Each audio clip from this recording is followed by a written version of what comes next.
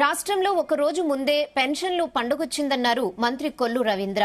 Pension పథకాన్ని ప్రారంభించి దేశంలోనే అత్యధిక పెన్షన్ ఇచ్చే స్థాయికి తీసుకెళ్లిన ఘనత కూటమి ప్రభుత్వానికే సాధ్యమన్నారు. 1వ తేదీ ఆదివారం రావడంతో ఒకరోజు ముందుగానే పెన్షన్లు అందిస్తున్నామని తెలిపారు. ఈ మేరకు పలువురు వృద్ధులు, దివ్యాంగులకు పెన్షన్లను పంపిణీ చేశారు.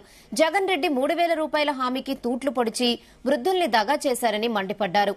విడతల వారీగా పెన్షన్ అంటూ వృద్ధుల్ని పచ్చి మోసం చేశాడని విమర్శించారు. కేవలం 200 రూపాయలు మాత్రమే చేశారు. తిరిగి మళ్ళీ చంద్రబాబు నాయుడు గారు 2014-19లో ముఖ్యమంత్రి ఉన్నప్పుడు 2,000 రూపాయలు చేసింది. ఇవాళ 65 లక్షల మందికి పెన్షన్ ఇస్తున్నటువంటి ప్రభుత్వం తెలుగుదేశం, జనసేన, భారతీయ జనతా పార్టీ 65 లక్షల మందికి 1వ తారీఖు పెన్షన్ తీసుకొచ్చారు. వికలాంగులు, వితంతువులకి, వాళ్ళ వృద్ధులకి, వితంతువులకి 4,000 రూపాయలు పెన్షన్.